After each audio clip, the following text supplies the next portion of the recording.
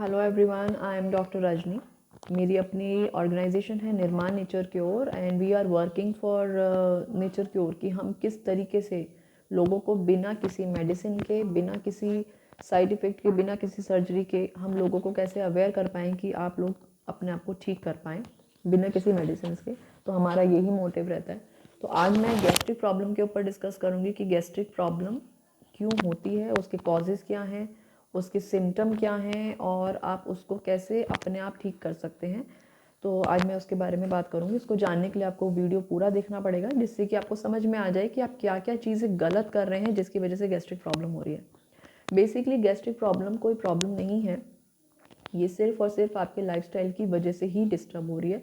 क्योंकि मैं आपको हर बार वीडियो में यही बताती हूँ कि आपकी जो 90% प्रॉब्लम है वो आपके लाइफस्टाइल की वजह से ही डिस्टर्ब होती है। जब आप नेचर के अगेंस्ट जाएंगे, जब आप गलत टाइम पे गलत चीज़ें खाएंगे या आप लैक ऑफ फिजिकल एक्टिविटी रहेगी, तो ये प्रॉब्लम नेचुरल है, वो आएगी आएगी। तो उनमें से एक प्रॉब्लम गैस्ट्रिक प्रॉब्लम भी है, जो आजकल हर इंसान इस चीज़ से सफ़र कर रहा है। उनको रोज़ सुबह उठते के साथ ही सबसे पहले एक गोली खानी पड़ती है।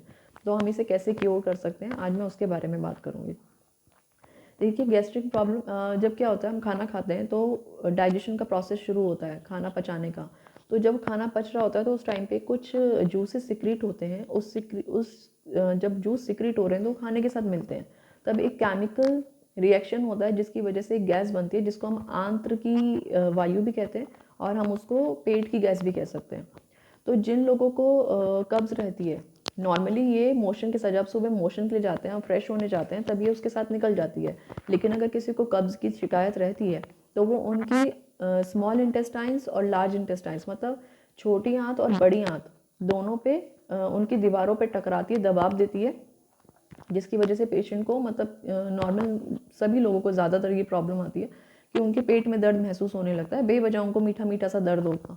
तो ये गैस्ट्रिक प्रॉब्लम की वजह से होती है। नॉर्मली लोग उसके लिए दवाइयाँ खा लेते हैं, तो वो कोई मस्कुलर पेन नहीं है। अगर आपको मीठा मीठा सा दर्द हो रहा है और बेवजह हो रहा है, बिना किसी वजह के, मतलब, तो फिर वो कहीं ना कहीं आपको गैस्ट्रिक के ही एक सिम्टम है।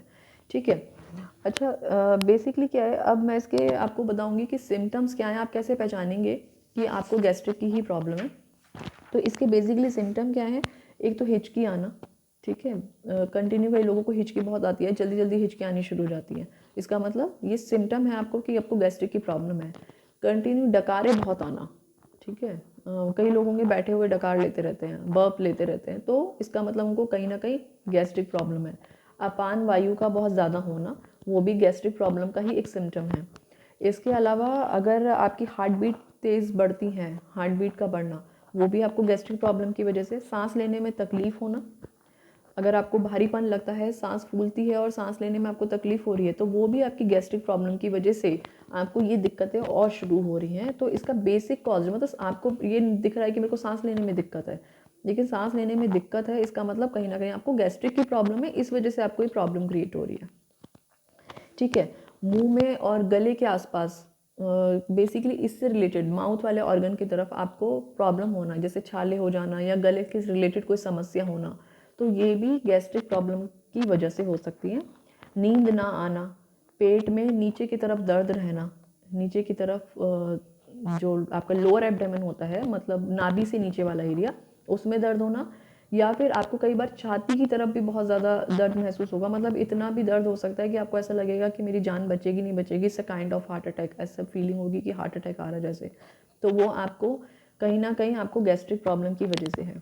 ठीक है, आपके साइड वाले, मतलब पेट की, मतलब आप ये पसली जो होती है उसके नीचे की तरफ दर्द होना, लीवर वाली साइड पे, तो वो भी कहीं ना कहीं गैस्ट्रिक प्रॉब्लम की वजह से आपको हो सकता है।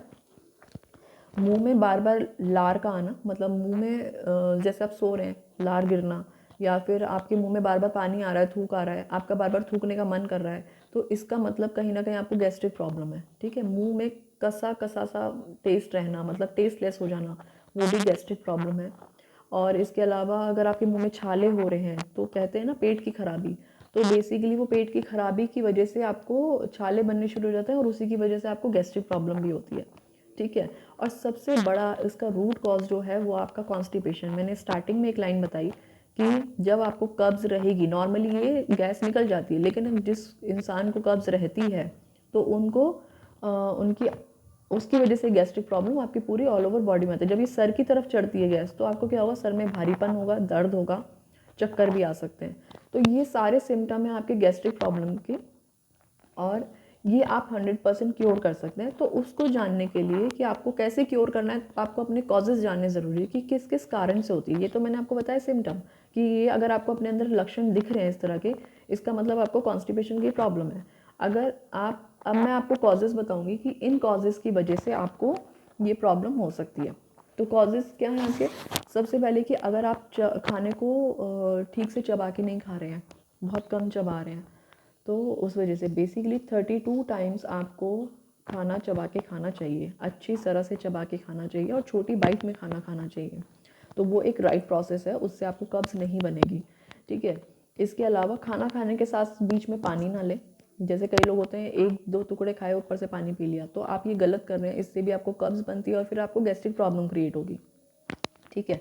भूख से ज़्यादा खाना, आपको भूख 2 रोटी की और आप 4 रोटी खा रहे हैं, 3 रोटी खा रहे हैं, तो आप भूख से थोड़ा कम ही खाइए, जिससे कि आपका ये गैस जो होती है, इसको घूमने के लिए आसानी से जगह मिल जाए, मतलब बहुत ज़्यादा हैवीनेस ना हो, ठीक है।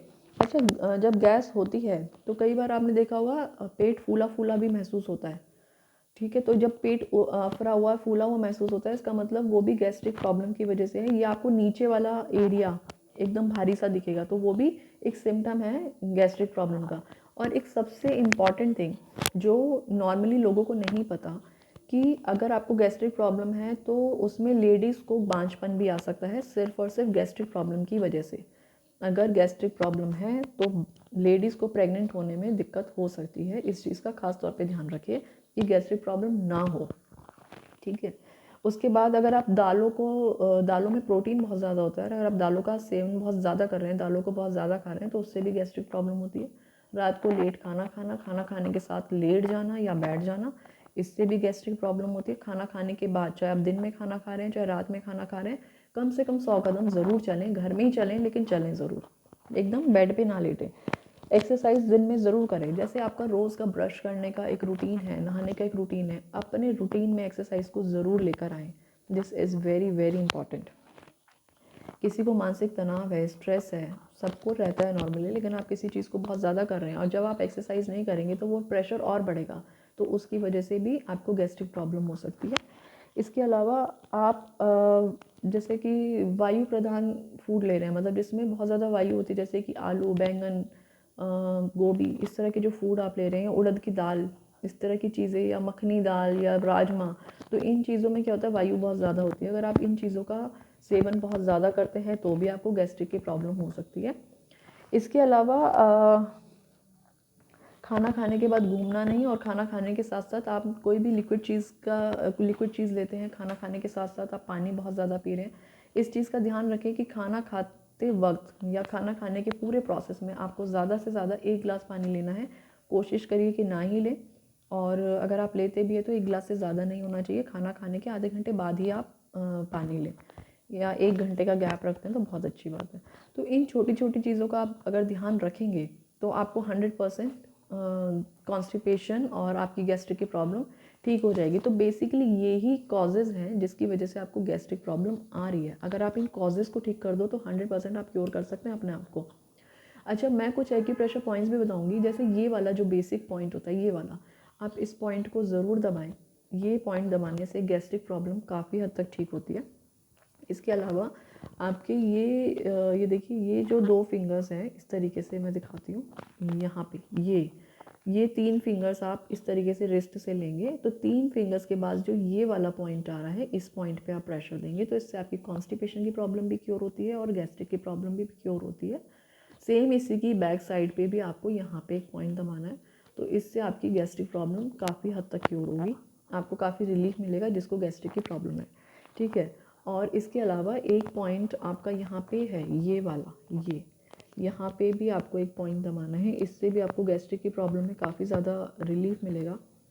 साथ में अगर क्या होता है, कई बार गैस्ट्रिक प्रॉब्लम की वजह से आपकी ये चीज़ हैवीनेस हो जाती है, बहुत भारीपन हो जाता है, तो इसमें भी आपको काफ़ी आराम मिलेगा। जैसे किसी के हाथ में सुन्नपन भी रहता है तो ये उसके लिए भी काम करेगा।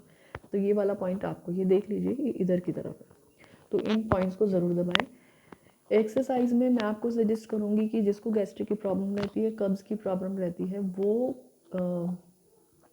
पवन मुक्त आसन जिसमें सीधे लेट के पैरों को अपनी तरफ बैंड करना है और अपने चिन को नी से टच करना है। ये वाली एक्सरसाइज ज़रूर करें, दिन में 2 बार तो करें, सुबह और शाम को। अगर आप 2 बार नहीं कर पा रहे हैं तो एटलीस्ट मॉर्निंग में ज़रूर करें। तो इसको करने से आपकी गैस्ट्रिक की प्रॉब्लम, पेट में जो भारीपन है, जो नीचे की तरफ आपकी चर्बी बढ़ गई है, ये उस चीज़ को भी आपको क्योर करेगा और ये 100% आपको रिलीफ मिलेगा इसमें। आप जब ये करके देखेंगे तो आपको 10 to 15 डेज़ में ही असर नज़र आ जाएगा। आप जिसको गैस्ट्रिक की और कब्ज़ की प्रॉब्लम होती है उनके लिए एक बहुत छोटी सी चीज़ है, सुबह के टाइम पे जीरा रात को भिगो के रखना है और सुबह उठ के इसका पानी उबाल के छान के पीना है। उनको गैस्ट्रिक की प्रॉब्लम, एसिडिटी, जिसकी वजह से गैस्ट्रिक की वजह से एसिडिटी की प्रॉब्लम भी होती है, जलन महसूस होती है, वो भी क्योर हो जाएगी। उसमें काफ़ी ज़्यादा आराम मिलेगा। आप जब 1 हफ्ते तक लेंगे, ऐसा नहीं होगा, क्योंकि ये कोई एलोपैथी मेडिसिन नहीं है। और एलोपैथी मेडिसिन क्या करती हैं, आपको फॉर अ टाइमिंग, आज आपने सुबह गोली खाई, शाम तक असर हुआ और अगले दिन फिर वापस वो हो जाएगी। तो हमें ऐसा काम नहीं करना कि हम किसी चीज़ के ऊपर डिपेंडेंट हो जाएं। अपने सिस्टम को खुद क्योर करें, आधी बीमारियां आप अपने आप ठीक कर सकते हैं। ठीक है। इसके अलावा आप नाश्ते में जो भी खा रहे हैं, नाश्ता करने से 10 मिनट पहले पपीता और अमरूद ये ज़रूर ले लीजिए। अगर आप ये ले लेते हैं, आपको विद इन अ वीक, आप करके देखिए, विद इन अ वीक आपको बहुत ज़्यादा आराम मिलेगा और आपको ऑल ओवर अपने बॉडी में चेंजेस नज़र आएंगे। तो आप मेरे चैनल को सब्सक्राइब करें, इसे फॉलो करें और अगर आपको रेलिवेंट इन्फॉर्मेशन लगती है तो आई वांट कि आप इनको आगे तक लोगों तक पहुंचाएं, क्योंकि मैं चाहती हूँ कि लोग अवेयर हो इस चीज़ के लिए कि हम कैसे अपनी छोटी छोटी बीमारियों को अपने आप ठीक कर सकते हैं और दवाइयों पे डिपेंडेंट ना हो। Thank you so much.